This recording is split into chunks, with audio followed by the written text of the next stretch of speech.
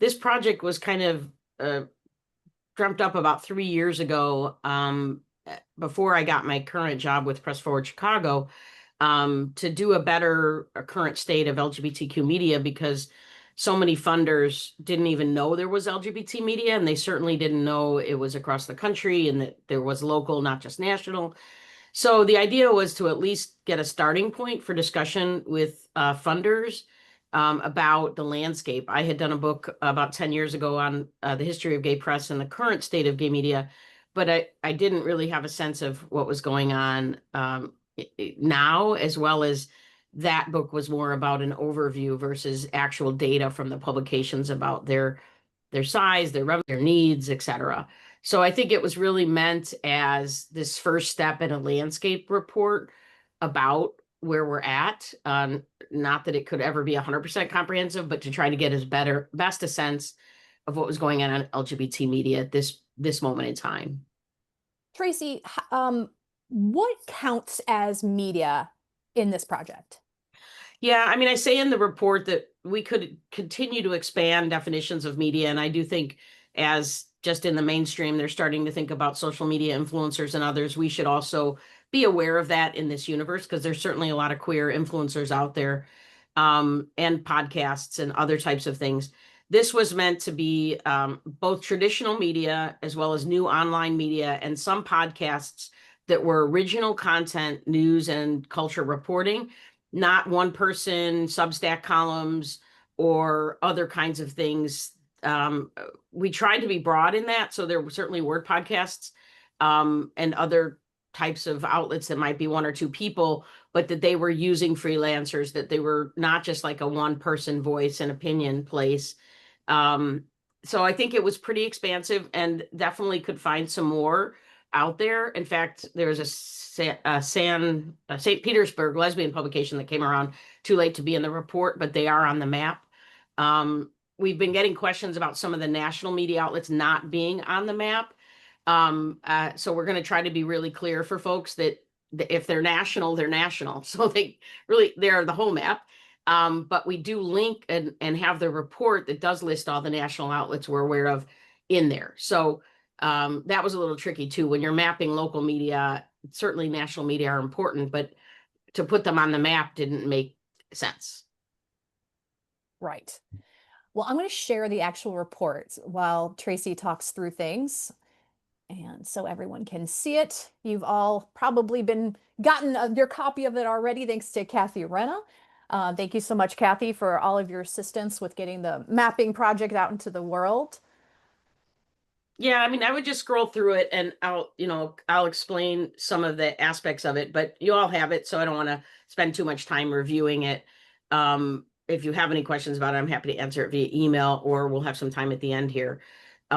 This really was meant to be an overview of the movement. And we obviously have some legendary publications, including some of the folks on the phone that have publications and even started publications 50 years ago, Mark Siegel, in Philly, as well as the Blade. And so it was meant to show that there was this legacy, but also that there's this incredibly vibrant newer publications out there, and that the legacy publications are morphing. So I'm not sure going through this would be too helpful. But if there are questions about the specific report, either kind of raise your hand or put it in the chat. The idea was to go deep on local and also get national in there. We did a lot more follow-up with local that didn't respond than national. We did, the national, we asked them several times. The local, we might have asked you 10 or 12 times if we didn't hear from you. So we were more aggressive in trying to make sure we got that local response. So Jen from City University of New York is the one who developed the map. They have other maps, by the way, of Asian press, Black press, I think Latino press. So they made a natural partner on this to work with them from the very beginning to ask them what would be helpful as we were asking questions.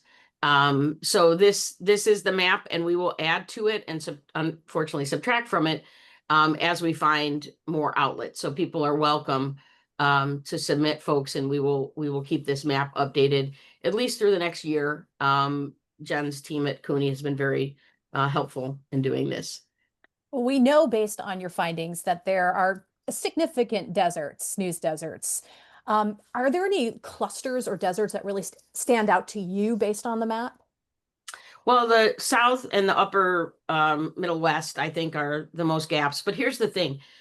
Let's say Illinois, where I'm at, we do have several LGBTQ publications, but none of them are filling the gaps of Illinois. There are so many LGBTQ news deserts within a state that has LGBT media. There are very few publications that are truly statewide, certainly Q Notes and Buckeye Flame, and there's a few others. But even then, it's so hard for them to cover the whole state. They need more resources to cover smaller counties.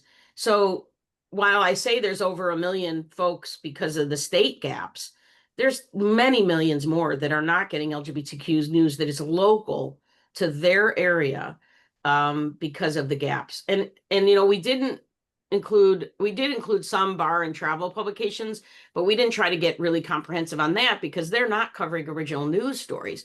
Really, we have news gap deserts. We don't necessarily have travel publication deserts. And so it was, we did include some that were, doing a little bit more original reporting. So even in the cases where there is a media outlet, if they don't have a lot of resources to do reporting, even in their own town, there's a gap. So the gaps are both existing publications need more resources to either expand their coverage or at least to do their coverage well in their town. But Q Notes is a great example. Could they also be expanded to cover the next state over? Are there other resources? And this is happening in mainstream media. You don't necessarily have to recreate the wheel. Are there existing outlets that can do a larger geographic footprint or types of coverage footprint to do the work rather than trying to say we need 100 new gay publications? We don't. We need strategic thinking about what is the best way to fill those gaps. And that could be expanding community newsletters for community centers in states without newspapers. It could be working with community colleges and universities to get some interns covering states. So there's no one-stop solution, I think, to fill those gaps. Let's talk about staffing. I actually had someone in career media tell me that after reading the report, he actually felt a little bit less isolated and less alone based on what he was dealing with. What did the survey really reveal about operations? So full-time staff, how many are running with volunteers and freelancers? It revealed that the vast majority of outlets are tiny. That means they're really single point failure. $100 to $200,000 in budgets where they have either, if they're lucky, they have full-time staff. More likely, they have owners and part-time staff and a bunch of freelancers doing the work. That's not a way to stabilize for the long term because burnout is real. And right now, with all of the other pressures out there, the advertising declines, not just because of general declines that were happening, but now the acceleration with anti-DEI efforts and such. This is what was shocking to me, how many of them were operating on a shoestring, and not just the locals. The nationals who responded, which was a lower percentage of response rate, let me just say, the nationals also are the ones that responded. A significant portion of them were basically volunteer run. So that's not sustainable. And figuring out collaborative resources or individual resources, training up outlets to get better at donor engagement, donor asks as advertising goes down. The answer is not to fully rely on philanthropy. The answer is to diversify the revenue streams because philanthropy also is fickle and goes up and down. Some of the most successful outlets out there are ones like Block Club Chicago. This is a straight outlet, but a lot of queer coverage. Is that they diversify their revenue and they are really strong on individual donor amounts given every month, $10 donors, etc. That's what makes them strong because if someone cancels their donation, that $10 a month is not going to shut them down. A funder that gave you $100,000 one time, that could be a single point failure if they don't renew that grant. So diversification of revenue across different types of revenue, and then even within those revenue categories to diversify who's giving you money. Something that comes up in the report is advertising used to really be the lifeblood of LGBTQ plus media, but you found that it's shrinking and quite quickly. What is driving that decline? Well, it's interesting because for a lot of the outlets that are across the country, national advertising always was hard to come by because they weren't necessarily in a high profile market. I remember lots of stressors around that in national media calls, where if a pharmaceutical wanted the 10 top markets, that meant that the next 50 markets weren't going to get that HIV ad. So Mhm. it's never been easy, I think, for some of the smaller mid-sized markets to get the advertising. But absolutely, Rivendell Media, the number one booker into LGBT media, has seen dramatic declines. And um, there are, you know, there are folks that directly work with marketing agencies to do LGBT targeting that totally go end run around LGBT media. They do it through direct Google stuff and Facebook stuff and events and through mainstream media partnerships. So there is money going into the LGBTQ space. It's just some of it, a lot of it is being diverted through other channels, literally channels like Bravo. And I think a group, it's hard to work together because of the disparity in markets. You know, this is true for other niche press. It's not just LGBTQ press. So that's why diversifying revenue beyond advertising is critical. And these days, I think more people understand giving even to for-profit papers. So the Word and Black publishers that News is Out is kind of based on, all of them, I believe, if not all, most are for profit. But they are getting donations both from foundations and individual donors despite that, because they show that that money is going to journalism. It's not going to partisan politics or anything else. So it's not impossible to ask folks for money these days, even if you're for profit. And I don't see another way for the gap to be filled. And maybe it can be even more filled than it was with advertising for some of the mid-sized and smaller markets. Let's keep on that topic about diversifying because with advertising falling, how much are you seeing from this report that that outlets are tapping into these other revenue streams like reader support, memberships, and philanthropy? I would have to say that LGBTQ press is very far behind other niche media in diversifying the revenue. Who knows what those reasons are? It might be because there's on average a lot smaller, and have had the advertising to back it up for the longer period of time. But I think this is the opportunity that this presents, is to bring in training and resources to LGBTQ media folks who want to diversify their revenue. So there are great trainings out there to teach about fundraising and also look to tapping into local networks. You know, if let's say you're in Wisconsin, there is a Press Forward Wisconsin now. And I know Our Lives in Madison is transitioning to nonprofit status. So they might have an opportunity now to get locally based foundation money. And what I would suggest that we're doing in Press Forward Chicago is we don't give grants just to do the editorial. Most of them won't, but they will give grants and we will give grants to increase capacity for fundraising, to take trainings to learn how to ask for money, to grow your audience. Because if you have 3,000 newsletter subscribers, that funnel, as they call it, is very small to raise money from. You need to try to get to 30,000 people so that you have more people to ask for money or to attend events, you know, all sorts of things that you can then do. So audience growth is probably one of the biggest things that we could help LGBTQ media with grants to get them stronger and then teach folks how to ask for money as well.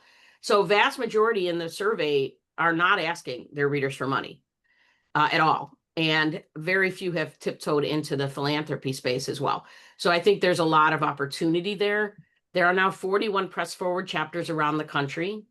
I will be meeting with all of those next month in Charlotte, North Carolina.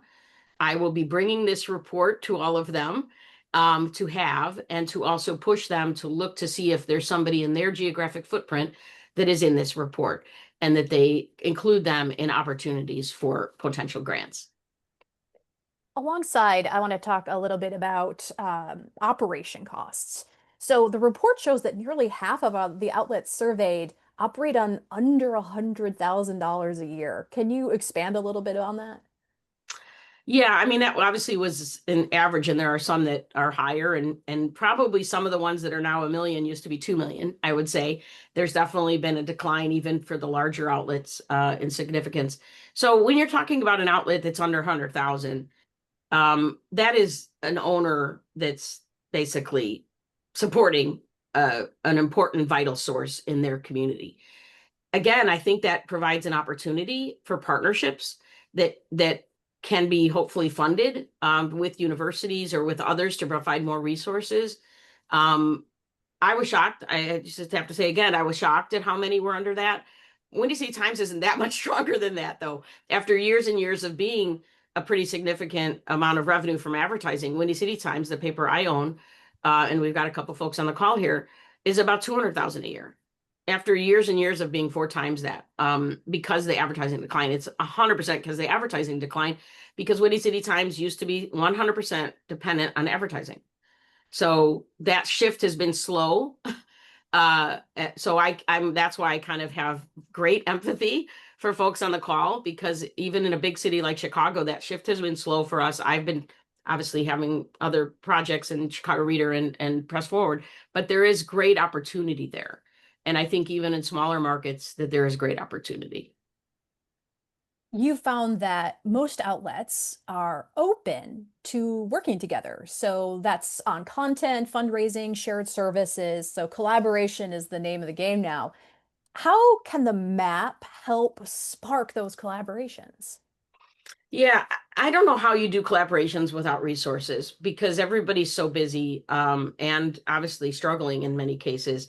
How do you do this work in a collaborative way without resources? That the next phase of this, I hope, gets resourced to find out, are there funders that would put significant money into trainings and maybe staffing of someone that helps coordinate a collaborative, because even when people say, oh, let's collaborate on editorial, when you're mostly focused on your local area, collaborations on editorial are hard, because what's the common denominator? Our issues in Illinois are not the same issues in Indiana and Wisconsin, and certainly not in California.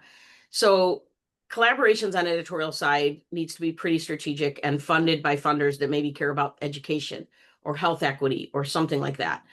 The collaborations that I've seen most successful in journalism are local. So, folks like Mark and Leo on this call are very much embedded in their local journalism ecosystems. And the collaboration that happens there is where you advocate for more money from that ecosystem. Most journalism funding is local funding, not national.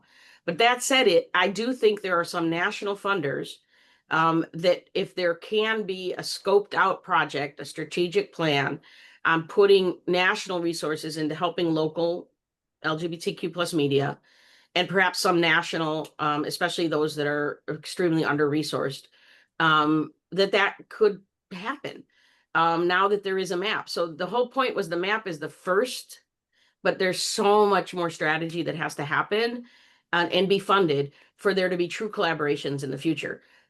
But I'm saying right now, there are things that you can get collaboration on a local level. Not all of you are in markets that have good collaboration, but some of you are. And so I would find out what those collaboratives might be, similar to what LenFest does in Philadelphia. There's some collaborations happening in California and other states as well with mainstream outlets. Like, see what the mainstream or other alternative media are getting involved in, because their local funders may be your best bet for support and trainings. They're not going to necessarily fund your journalism, but find other things they can support, like hiring a development director, hiring a fractional grant writing company where you get 20 hours a month of grant writing support, growing your audience for sure. Grant writers have been supporting that across the country. This map is meant to be updated over time. And this week, we've already been updating the map. How do you envision it evolving? And how might it help funders and communities better understand how important queer media is and what's at stake here? Yeah, my dream would be a tremendous marketing campaign around it, right? Like that it would be very geo focused, like, hey, North Dakota, here's where you can get your LGBTQ news, if at all. So, big dreams and reality often don't mesh. So I think it's going to be a slow, small growth opportunity. I do think because there's this unique moment we're in right now. It's a 5-year moment that we're 2 years into press forward. Now, some press forwards will live on past the 5 years, but most of them are targeted to sunset in 3 years, which means they have to be very aggressive in what they're going to be doing and think outside the box. And queer media needs to be included in and outside that box. And so find out who your press forward chapter is that is closest to you. If there is none, and you are in a decent market, like not 5 people, find out who the community foundation is. I know Leo's working on this in Dallas. Who is the community foundation? Don't just go knocking on their door and say, you need to start a press forward. No. First of all, I'm happy to do a one-on-one call with you if you need. But the best approach is to get 20 of your media colleagues to write a letter saying we'd like a meeting to talk about you setting up a press forward. And then National Press Forward has people that will help guide these folks onto what press forward is. And not only, so press forward is like a name, but some foundations have elected to just fund more journalism without using the press forward name. The whole goal here is just more money into community local journalism, period.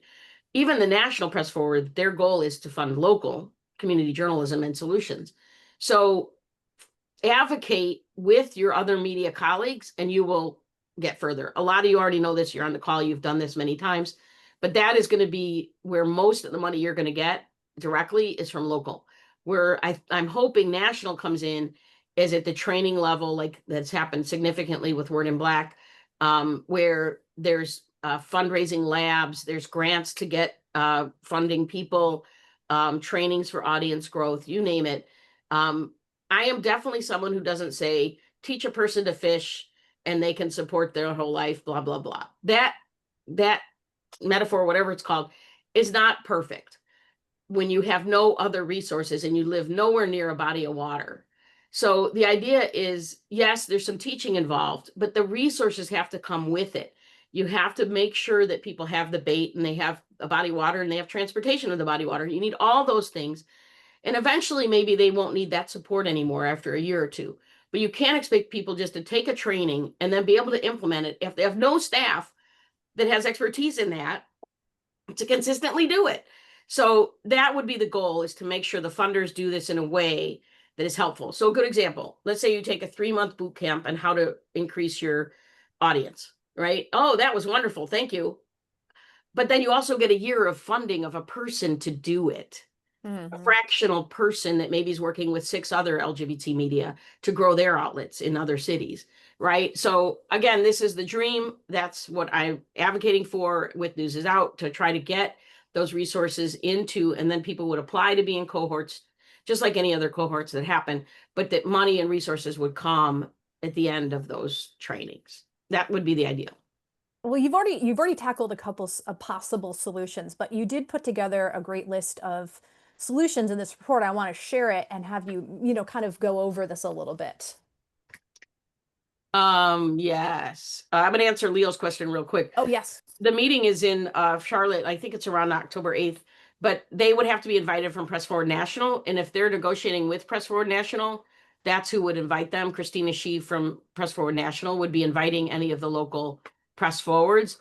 They usually do have some that are kind of in the works, attend, even if they're not fully chapters yet. So Leo, they would be invited from Christina. So here's some of the things I recommended already. I spoke about. The one big thing that is also a possibility, and Press Forward hasn't moved in the direction of non-geographic based press forwards. So I'm not sure if this is way too pie in the sky, but I do think a press forward, like a Pride press forward or whatever it might be called, is one way to funnel the money through and into community, so that you would have it set up at a foundation that has an objective process for LOIs and RFPs and all of that kind of stuff, because there needs to be some way to funnel this money in. So there are a lot of recommendations. The idea with phase 2 would be to put monetary numbers on some of this, or timelines on some of this, and realistic, pick and choose what are the high priority types of things that would have the most impact on local media. as opposed to like a 10-year plan that's no good because all of us will be gone by then if there's nothing done really to help shape this. So there are existing things that I think local media association can involve LGBT media in. They have existing cohorts already that you guys can apply for on grant writing and fundraising tactics and all sorts of things. I would recommend you join Lion, which Leo can put a link in the chat. I would even recommend you join Association of Alternative News Weeklies, another good one, and Leo's part of that one.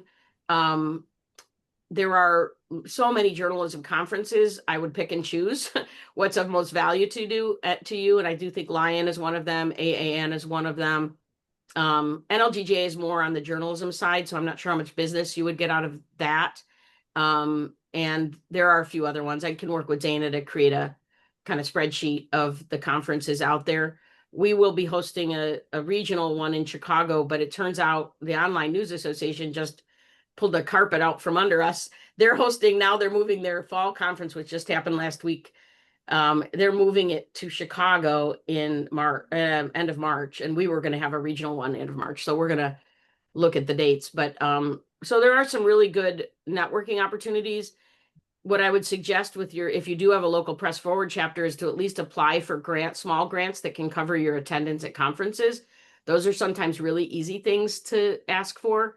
And then you could get those networking opportunities that normally couldn't attend, because people don't understand, if you're operating on $100,000 a year, attending a conference is an absolute luxury you're never going to do. So getting some supports just to participate in cohorts and conferences might be a low hanging thing to ask for.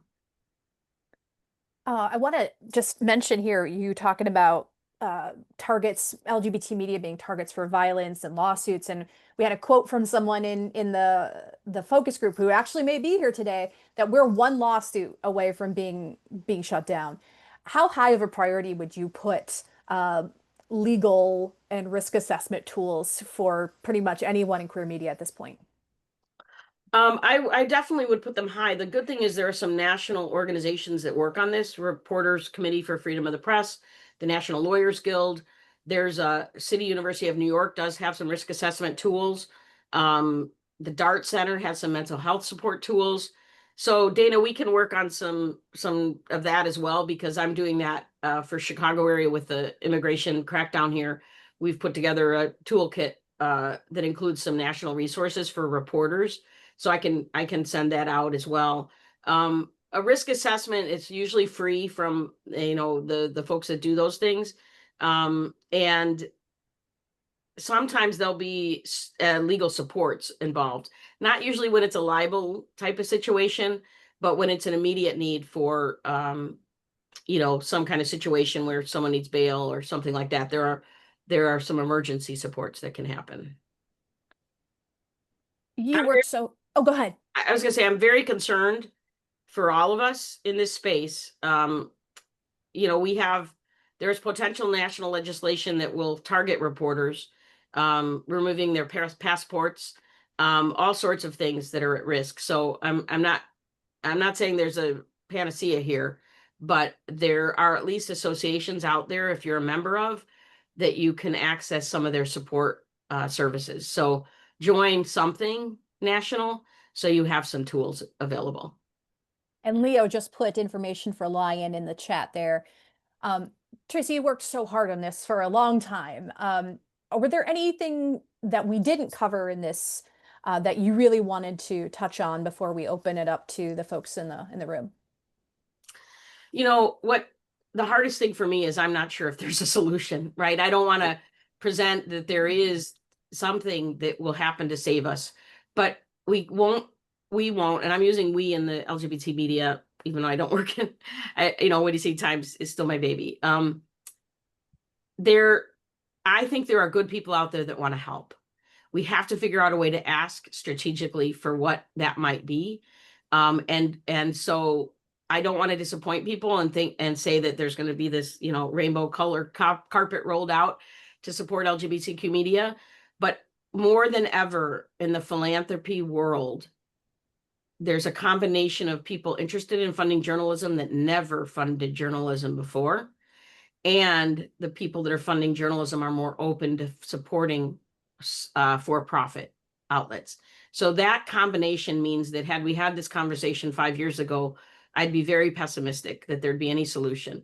But right now, in this 3 to 4 year window of time, I think there's potential for there to be at least some resources, and hopefully a lot of them, to significantly support the increase in fact-based news and culture journalism for the LGBTQ community. We have to understand that the goal of foundations is not to save journalism. The goal of foundations is to save fact-based information to local communities. And we are one of those tools to get there.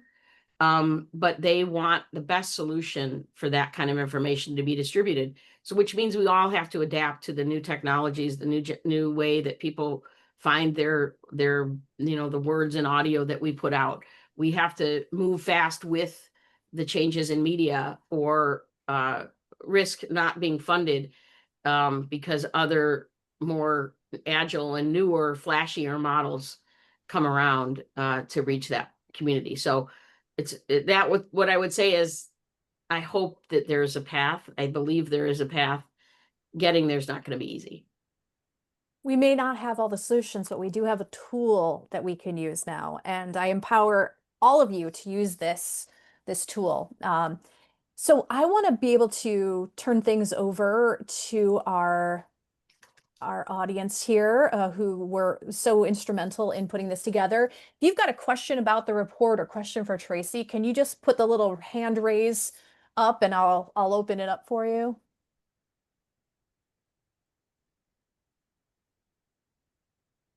No questions.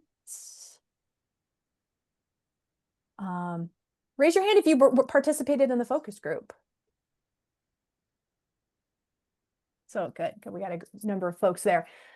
Well, we appreciate you being here. And if you do have questions that pop up after this and you want to ask Tracy, you can send it to me. I'll put my information here, Dana Pickley at Local Media. Peter, did you have a question? Okay. But yes, if anything comes up or you want advice on how to utilize the map or the report for your... Oh, Jim, did you raise your hand? Go ahead. Yes. I want to thank Tracy for bringing up the fact that so many available organizations out there for doing training and things. But I just had a conversation a couple of weeks ago with one of our funders that we can get all the training in the world, but if we don't have the capacity to execute that training, it's a huge roadblock. We can learn everything we need to learn, but it takes people, it takes resources, it takes money to implement those. So thank you for bringing that up, Tracy, because that's a key factor that I always look at on how we move forward once we learn something. So thank you. Absolutely. Leo, go ahead. You know, I think a lot of us are looking at this report and thinking, how will this mapping project help us elevate revenue in local LGBT media? You know, and I think it's a tool to kind of help us state our case. It's a tool for when we're applying for grants to pull some information from and be able to utilize that knowledge that we have assessed into a convincing argument for us to elevate, to get a grant. I think that's important as well. You know, I wanted to see if you can maybe speak on that, Tracy. You know, different ideas for us to help elevate revenue through this mapping project. Yeah, I mean, it does give you it is an entry point, a calling card to your local funders. So it's hard for me to know what your local landscape is. But let me just say, I'm going to use Madison as an example. It's, you know, it's a capital city in a state that doesn't have a lot of media left, period. But Our Lives has been doing the work for a decade. They are a mid-sized town, but a decently resourced town. If there were other media locally, including nonprofits, I would asset map the heck out of that. I would look at who is funding the arts and culture in my town, I would find out all the funders. I would look at all the funders and find out in that universe who are the folks if I was starting from zero. And I did start from zero when I was at the Chicago Reader in 2018. They were a for-profit. I was trying to move them to a nonprofit. There were only 5 journalism funders in Chicago at the time. What I decided was the only way I'm going to have any clout now that I'm at this larger platform than Windy City Times was to get my fellow independent media outlets together. And we created the Chicago Independent Media Alliance. We started advocating for ourselves. We found out who the funders were, and then we tried to expand the universe of folks who were willing to fund journalism. And we did that. And we actually advocated for this pooled fund as a group of 45 of our 60 members signed a petition asking for the creation of a pooled fund. So even though this is a national problem, it's a problem with only local solutions. We will probably find some resources nationally to help, but the true solutions to whatever size market you're in are going to be the regional ones. I was just in Springfield, Illinois last week for Alliance of Community Foundations of Illinois meeting. And Springfield, Illinois has a Press Forward chapter because somebody who used to be a mainstream publisher gave that foundation $1 million to endow a Press Forward in their town. They are now looking at the asset map, and they've found an outlet that is the most respected in there, and it happens to be the alternative weekly called Illinois Times. They will be leaning heavily now into supporting Illinois Times and the expansion of that work. That's a pretty small town, I think 100,000 people, if that. But they have a Press Forward, and now funders who have never funded journalism are funding it. Your best bet as queer media is to find your allies, because I think queer media still is going to be the outlier, but we would have the cover of a group of 20 outlets or 30 outlets. And I mean outlets that could be a podcast, right? Or it could be 10 outlets, whatever it is that's in your area, they're there. And mostly probably very small resourced. If the large paper in your area still exists, if they're collaborative, them being at the table is actually a good thing. If you have an NPR station in your market, they are a huge potential ally in going in on these collaborations. They are hurting as well. So they're thinking in ways that are more collaborative than ever before.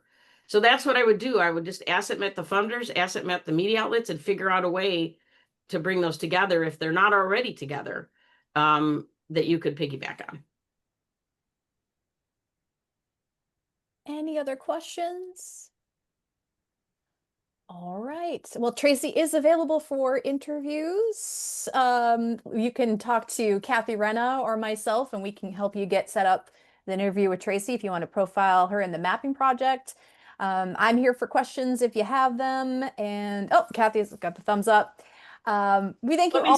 Let me say this about that. If you wanted to do a Facebook Live about your own publication and how it fits in the landscape of your market, or any kind of interview that centers your outlet, but puts your outlet in the context of national, that's really going to be the best use of this study, that we emphasize your role. We interview each other. Like, I want to ask questions about, what your outlet in Denver's up to, and, what are your struggles, and how do you, what do you think his solutions are for your market?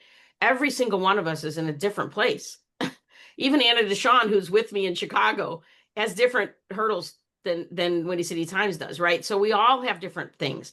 And I'm happy to help tease that out, so for your local audiences to figure out a way that they can help you. Right. And we are going to have this recording available. I'm going to put it on the News is Out YouTube channel, so other folks can check it out, and I'll send you all the link to that if you have colleagues you want to share this with. But thank you so very much for being here and sharing your thoughts with us. We so appreciate it. Thanks all. Take care, everyone. Thanks,